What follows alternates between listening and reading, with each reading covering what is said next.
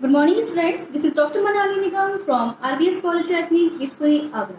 And this is the lecture of Communication Skills Second 4th Sem Polytechnic. And students, in the previous lectures, you have already studied about prepositions. And in this lecture, we are going to discuss some new prepositions and their uses, how to use them in a sentence. So let's start to understand the concepts of the prepositions. Okay? Then students, we are going to discuss some new prepositions and we are starting from use of with and by. With और by. सबसे पहले आप जो start करने जा रहे हैं prepositions में आज, वो है हमारे दो prepositions नए, जो कि है पहला है with और दूसरा है by. देखिए, अब हम आपको बताते हैं कि with का प्रयोग हम कहाँ करते हैं. with का मतलब आपने हिंदी में पढ़ा है साथ या के साथ, ठीक है ना. लेकिन जैसे कि मैंने आपको प्रीवियस लेक्चर्स में बताया था कि हम प्रीपोजिशंस को केवल हिंदी के माध्यम से ही नहीं समझ सकते. We should know the logics and the concepts of prepositions. So इसी को बेस करते हुए आप इसका हिंदी मतलब माइंड में रखें, लेकिन इसके कॉन्सेप्ट्स और रूल्स को बेसिकली समझें. तो जो हमारी प्रीपोजिशन विद है, इसको हम एज अ फीलिंग और सेंसेशन के लिए इस्तेमाल करते हैं. And what is the feeling and what is the sensation? Feeling means भावना, ठीक है, इमोशंस, और सेंसेशन मीन्स होती है संवेदनाएं. तो फीलिंग और सेंसेस के लिए, सेंसेशंस के लिए हम विद का प्रयोग करते हैं. I am describing it through some examples as I am very happy with you. ठीक है, I am very happy with you, मैं तुमसे बहुत खुश हूं. तो यहाँ पर एक प्रकार की जो हैप्पी है, ये क्या है, एक प्रकार की फीलिंग है, और इसके लिए हमने क्या यूज किया है, विद का यूज किया है. The next one is my father is furious with me. My father is furious with me. Furious का मतलब है यहाँ पे नाराज. मेरे पिताजी मुझसे कैसे हैं, नाराज हैं. तो ये भी एक प्रकार की इमोशन है, फीलिंग है. इसके साथ में भी हमने जो है विद का प्रयोग किया हुआ है. The next one, I am very upset with my life. ठीक है, ये भी एक प्रकार का सेंस है, एक प्रकार का इमोशन है, फीलिंग है. कभी हम दुखी होते हैं, कभी हम हैप्पी होते हैं. तो इस प्रकार से हमने यहाँ पे किसका प्रयोग किया, विद का प्रयोग किया. आई am very upset with my life. और कुछ इसके एक्सेप्शंस हैं. एक्सेप्शंस का मतलब होता है अपवाद. जैसे कि मैंने आपको अभी बताया कि for feeling and sensations we use with. But on the contrary, there are some words in English with them we don't use with. ऐसे कुछ और शब्द हैं जिनके साथ में हम विद का प्रयोग नहीं करते, जो कि है रूड. रूड माने आप जानते ही होंगे, किसी के प्रति हम रूड हैं, हमारा व्यवहार रूखा है, अच्छा नहीं है, दैट इज कॉल्ड रूड. और उसके साथ में आप लगाएंगे टू, ना कि विद. ठीक है. नेक्स्ट है आपका पोलाइट. पोलाइट माने होता है विनम्र. हम किसी के साथ में हम्बल हैं, विनम्र हैं, हमारा नेचर पोलाइट है, वहां पे आप टू लगाएंगे. और वैसे ही आपका काइंड. काइंड यानी कि दयालु, इसके साथ भी आप टू का प्रयोग करेंगे, ना कि विद का. तो these words are the little bit exception, means की अपवाद है, जहां पे हमें विद नहीं लगाना है. बिसाइड्स, इसके अलावा with is used before tools and instruments. With का जो हम प्रयोग करते हैं वो टूल्स और इंस्ट्रूमेंट्स के साथ में करते हैं. अब टूल्स और इंस्ट्रूमेंट्स क्या होते हैं? देखिए, टूल्स और इंस्ट्रूमेंट्स होते हैं औजार या यंत्र, है ना. जो टूल्स होते हैं वो होते हैं औजार. वो औजार कुछ भी हो सकता है. अब अगर हम एक पेंसिल से या पेन से भी अगर हम कुछ लिख रहे हैं, एक पत्र लिख रहे हैं पेन से, तो वहां पे जो हमारा पेन है वो हमारा क्या है, हमारा औजार है, हमारा हथियार है ना. तो इसलिए हम उस पेन के साथ में भी किसका प्रयोग करेंगे, विद का प्रयोग करेंगे, क्योंकि वो एक हमारा सोर्स है उस काम को करने का, हमारे इस काम को करने का सोर्स है, स्रोत है, जिसके द्वारा हमें वो काम करना भी है. जैसे कि I wrote a letter with a pen. मैंने एक पत्र लिखा, किससे, पेन से लिखा. किसकी सहायता से लिखा, पेन की सहायता से लिखा. तो यहाँ पे जो आपका पेन है वो आपका टूल है, जिसके द्वारा आप अपना कार्य कर रहे हैं. या I chop vegetables with a knife. I chop vegetables with a knife. तो यहाँ पे चॉप हम जो कर रहे हैं, चॉपिंग माने सब्जी काट रहे हैं, ठीक है। तो हम कुछ चॉप कर रहे हैं, कुछ काट रहे हैं, किससे काट रहे हैं? नाइफ से काट रहे हैं। चाहे आप उस नाइफ से किसी का मर्डर कर दें, चाहे आप उस नाइफ से सब्जी काटे, केक काटे, कुछ भी काटे, तो वहां पे जो वो नाइफ है वो हमारा क्या है? हमारा टूल है, जिसके द्वारा हम वो काम कर रहे हैं। तो इसलिए हमने वहां पर भी विद का प्रयोग किया। For example, he killed a snake with a knife. उसने इस स्नेक को मारा किससे? नाइफ से मारा, है ना। तो नाइफ उसका यहाँ पे क्या है? उसका टूल था, उस काम को करने के लिए इसका सोर्स था। और इस रूल का एक अपवाद ये है, इसका एक्सेप्शन ये है। तो स्टूडेंट्स, इस रूल का भी एक एक्सेप्शन यानी कि एक अपवाद मौजूद है, जहाँ पे हम एक इंस्ट्रूमेंट या टूल के साथ में विद का प्रयोग नहीं करते हैं। जैसे कि अगर हम बात करते हैं पेंसिल की, जैसे पेंसिल से अगर आप कोई काम कर रहे हैं तो वहाँ पे उसके साथ में हम विद का प्रयोग नहीं करेंगे, यानी कि with pencil we do not use with. जैसे अभी आपने देखा, हमने एग्जाम्पल में पेन के साथ में विद लगाया, लेकिन इसके कॉन्ट्रेरी अगर यहाँ पे पेंसिल होती तो हम उसके साथ में विद का प्रयोग नहीं करते। मैंने आपको एग्जाम्पल लिखा है, उसके सामने राइट और रॉन्ग का भी टिक लगाया हुआ है, तो टू मेक यू क्लियर कि हमें पेंसिल के साथ में विद नहीं लगाना है, ठीक है। इसके अलावा बिसाइड्स विद का जो नेक्स्ट हम यूज करते हैं वो करते हैं पोजीशन के लिए। पोजीशन मतलब जब कोई चीज़ आपकी अपनी होती है, जो आपके पास होती है, या आप उसके पास पाना चाहते हैं, जो हमारा पोजीशन होता है, उसके लिए भी हम विद का प्रयोग करते हैं। जैसे I want a home with a garden. मैं एक कैसा घर चाहता हूँ जिसमें कि गार्डन हो, मैं गार्डन पोजेस करता हूँ वहाँ पे, है ना। I want a home with a garden.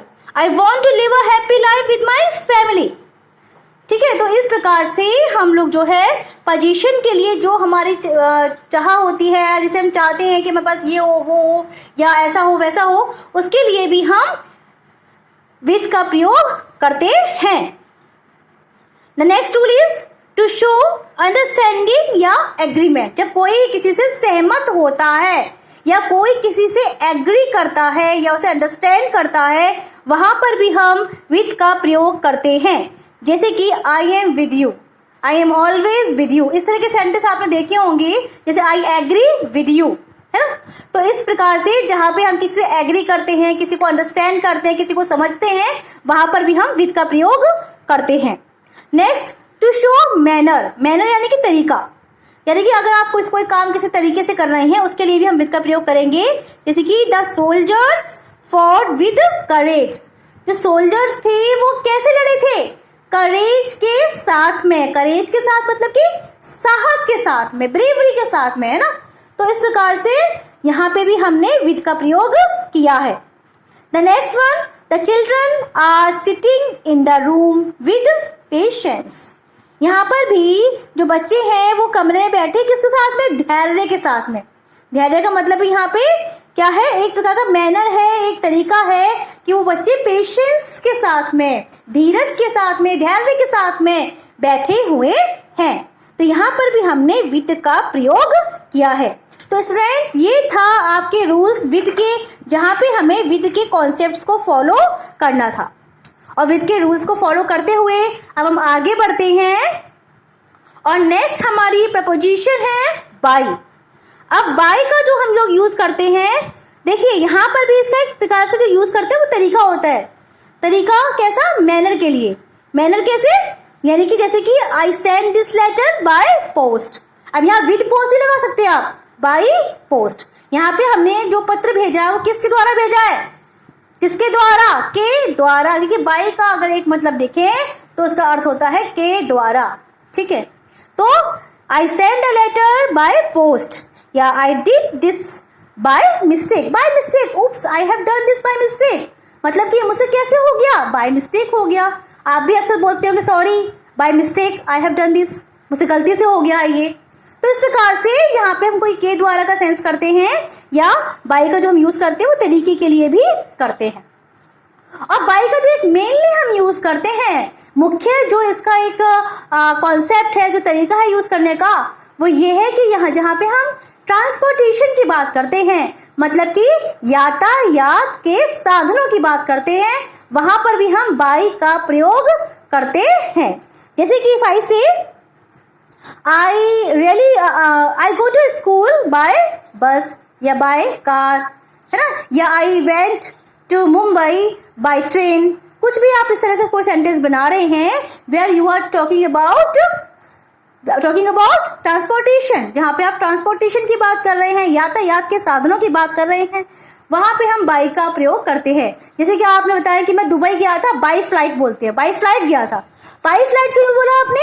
Because it is also a means of transportation and we use by with such type of sentences, that's why we use by.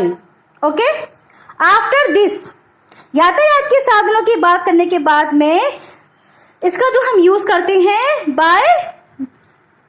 by means यानी कि next to, यानी कि very near, beside। इसका एक जो मतलब होता है वो ये होता है कि समीप में होना। समीप में होने का मतलब जैसे कि my school is situated bye my home, my school is situated bye my home. मेरा जो स्कूल है वो कहाँ पर है? मेरे घर के नजदीक है, मेरे घर से बहुत समीप है या मेरे घर के पास में है ना। ही इज स्टैंडिंग बाय मी, वो मेरे पास खड़ा हुआ है। He is standing beside me. अब आप don't get confused. We can use either any preposition, either by or either beside. कभी कभी क्या होता है ना कि हम लोग एक सेंटेंस में दोनों प्रपोजिशन हमारी ठीक बैठती हैं, है ना, हम दोनों में से किसी का भी प्रयोग कर सकते हैं। तो इसी प्रकार से इन सेंटेंसेस में अगर मैं यहाँ पे बाई भी लगाऊं तब भी मेरा सेंटेंस सही है, और बिसाइड भी लगा दूंगी, दोनों में से कुछ भी एक लगा देंगे तब भी हमारा सेंटेंस गलत नहीं होगा, because the meaning is quite clear. Beside का मतलब भी होता है वेरी नियर या पास में या बगल में, जो कि आप ऑलरेडी पढ़ चुके हैं, और बाई का मतलब भी होता है पास में या बगल में या समीप। तो इस प्रकार से हम इसका प्रयोग दोनों ही प्रपोजिशंस का इस सेंटेंस में प्रयोग कर सकते हैं। The next one is to shoot deadline. अब डेडलाइन क्या होता है? Deadline means last date. अब जैसे कि आपको अपने एडमिशन फॉर्म भरना है, उसकी लास्ट डेट इतनी है ना, लास्ट डेट इतनी है, तो उसके लिए भी हम आपका बाय का प्रयोग करते हैं। जैसे कि you can submit your form by 21 June, by उस डेट से पहले, जो कि लास्ट डेट दिखा रही है, जो चीज लास्ट डेट को दिखा रही है, अंतिम तारीख को दिखा रही है, उसके लिए भी हम, उस डेडलाइन के लिए भी हम किसका प्रयोग करते हैं? बाय का प्रयोग करते हैं। Submit your project by 5 PM, ठीक है। और एक बेसिक बात मैं आपको और बताना चाहूंगी जो मेरी अभी यहाँ पे मेंशन नहीं है, लेकिन मैं आपको बता दूं कि बाय का जो एक प्रयोग होता है, जो आपका जो यूज होता है, वो होता है एक्टिव एंड पैसिव वॉइस के साथ में। यानी कि जहाँ पे एक्टिव एंड पैसिव वॉइस का हम बनाते हैं, पैसिव वॉइस हम बनाते हैं, तब उसमें भी हम बाय का प्रयोग करते हैं, और वहां भी हमारा सेंटेंस में बाय का प्रयोग होता है। फॉर एग्जाम्पल, एक एग्जाम्पल के द्वारा आपको बताती हूं, जैसे कि this task has been done by me. This task यानी कि यह कार्य has been done by me, मेरे द्वारा किया गया है। तो यहाँ पे वो जो एक द्वारा आ गया के द्वारा किया गया है, तो यहाँ पे एक डूअर है। डूअर कहते हैं कार्य करने वाले को। जब हम किसी कार्य करने वाले व्यक्ति को दर्शाते हैं या दिखाते हैं, उसके साथ में भी हम बाय का प्रयोग करते हैं। पैसिव वॉइस में भी आपका ऐसे ही होता है कि जो कार्य करने वाला व्यक्ति होता है, उसे हम किससे जोड़ते हैं? बाय के द्वारा जोड़ते हैं, है ना। तो इस प्रकार से हम यहाँ पे सब्जेक्ट को ऑब्जेक्ट बना देते हैं और ऑब्जेक्ट को सब्जेक्ट बनाते हैं।